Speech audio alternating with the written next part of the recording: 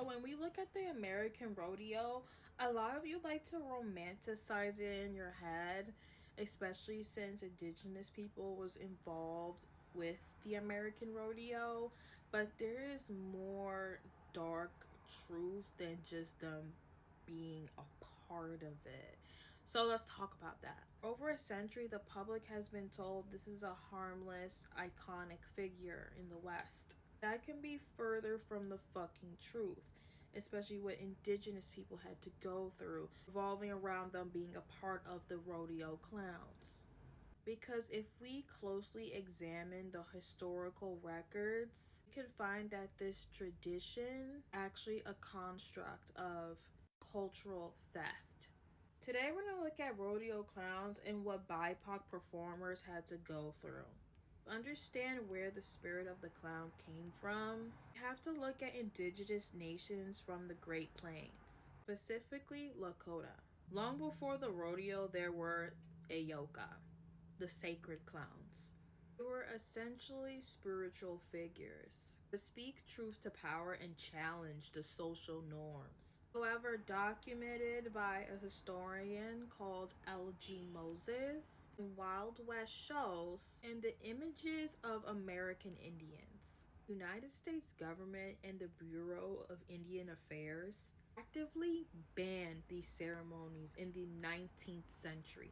Indigenous people were forbidden from practicing their spirituality on reservations. Moses notes that Native American people used the Wild West shows as a place of survival, keep their tradition alive, but there was a catch.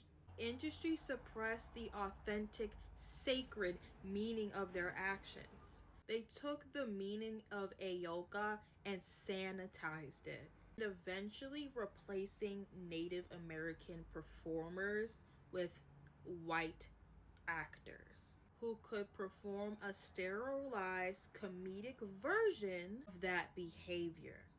These white racist performers stole their behavior. Where did the face come from? Now, this answer lies in the dark American history of theater. Historian William J. Mahar, academic study behind the burnt cork mask, explores the direct evolution of the American clown from Black Minstrelsy. Mahar states the blackface clown more in line with older traditions, from Native American to African, from medieval European. The social function as a clown, as an outsider, and other who in the 19th century America was more of an other than the black man. So what this tells me is that these disgusting racist white performers looked at the Heyoka and said, wow, that looks like a nigger to me. Let me take the same shit that they have going on and make it into like a racist caricature to make fun of black people. Let me take the same faces that they wear for sacred spirituality, for their own sacred reasons, and I'm going to turn it into something for my enjoyment, for the white audience's enjoyment. We're not gonna have them walk around with that Native American shit. The fuck? No, we're not gonna do that. Instead, you're gonna put on this racist caricature and you're gonna fucking like it. That's what I get from this. And as we go forward in the video, you'll see why I get that from this. Because mind you, this Native American Heyoka spiritual figure has nothing to do originally with black minstrelsy. It has nothing to do with making fun of blacks. This is their clown. This is their shit. They are the ones who made it into some nasty, disgusting shit by taking what they have going on and transitioned it into looking like a caricature, into black minstrelsy. The baggy pants, the oversized coats, and giant shoes were a staple of blackface minstrelsy, and it was called the dandy or zip coon trope. And I showed you the zip coon before. This is just a visual way of saying, look at this person trying to act like a civilized white man. He looks ridiculous. A Lakota, Heyoka, or warrior is a figure of strength and agility. By forcing them into one size fits all baggy pants held by a string and giant suspenders, the industry physically hid their bodies. They turned an athlete, someone who's strong, powerful, into a buffoon. And it made it impossible for the audiences to see them as warriors or someone that is just higher than them. They could only see the clumsy idiots tripping over their own feet. This shit was done on purpose because they're so fucking disgusting and they're racist white performers. That's why. Specific white paint used around the mouth that I call the minstrel muzzle was a tool of minstrelsy to dehumanize black people's features, to dehumanize black performers. Rodeo industry adopted this visual language, judging the stolen contrary behavior of the indigenous people, the blackface aesthetic. It was an intentional effort to categorize the performer as an other, the fool who exists solely for white entertainment. Most condemning thing is those who were forced to participate in this system. John Fire Lame Deer, a respected Lakota medicine man, worked as a rodeo clown in the early 20th century. In his autobiography, Seeker of Visions, he provides a first hand account of the psychological cost of this performance. Lame Deer wrote, I was a rodeo clown. Heyoka is a man who does things backwards. He is a very sacred man. I had to wear the white man's paint to do my work in his arena. This is the price of admission. Lame Deer was performing his sacred Heyoka duties, but the industry forced him to wear the white man's paint. The minstrel inspired mask to make his presence palatable to the white audience. He had to assume the identity of a caricature just to be allowed in the arena.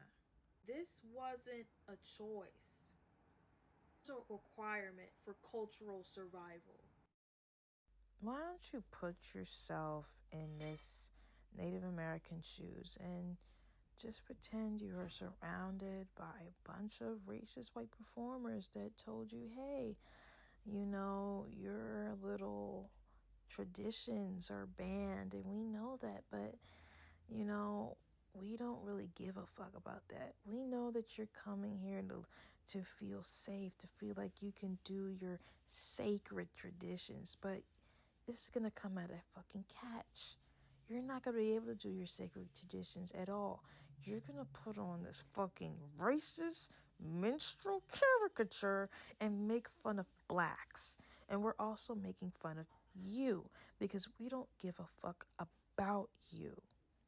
We see you as an other, and we're making you wear these clothes because we see you as an other. You are not significant to us. Your sacred clown is not sacred to us. We could give less than a fuck about it, and you're gonna listen to what the fuck we say. And the Native Americans know that, or else is pretty much that they won't have anywhere to go. They won't have anywhere to celebrate themselves.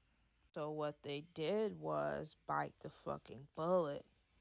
Sure, they got other white performers to pretty much replace Native Americans and basically take what they got going on and make fun of it. But Native Americans literally had their shit taken away from. They had it banned. So they made this choice. It felt like no other choice. But the tricky white man continues to play. Rodeo clown is not an original creation. It is a hybrid of suppressed indigenous spirituality and blackface mockery. It's crazy as I'm citing L.G. Moses, William, and John Fire. So discussing how clear I can see the eraser. How clear that these white racist performers just thieve the forced participation they had to go through just to keep what is so sacred to them, their own spirituality. And these white racist performers come and they take it away from them because white audiences are just like, oh, that's some shit. I don't want to see that. That's too nick. I don't want to see that. That's ill. And they had to sanitize it, making Native Americans play into this caricature just to survive. Very fucking odd. Very nasty. And stop fucking sanitizing it, you other white bitches or whoever the fuck. Stop trying to sanitize this rodeo clown shit to be like, shut, stop. I'm not here to talk about, at least not right now. I want to talk about the dark truth of rodeo clowns because y'all just keep making everything so white and sanitized. It's so fucking disgusting. Stop it. It is time we stop looking at the mask and start looking at the truth.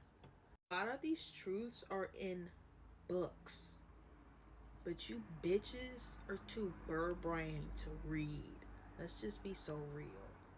I can barely even read articles. You barely can even do that. But you know what? I put it in my description now. In all my videos, I put down the sources if you can handle reading that. I'm not talking about my regular viewers that are here and listening to me. I'm talking about for stupid bum fucking clown hoes looking at me and trying to be like, all weird and shit, hating. Talking to you. I'm talking to weird bitches. I'm talking to you. Anyways, yeah. Predictable, so I don't know if maybe I might go deeper into this topic. Maybe I won't. I don't know. But for right now, I'm gonna stop it here. Thank you for listening to the truth. Thank you for listening to this video. I'll see you guys on my Ko-fi if you are subscribed to me. And yeah. Bye.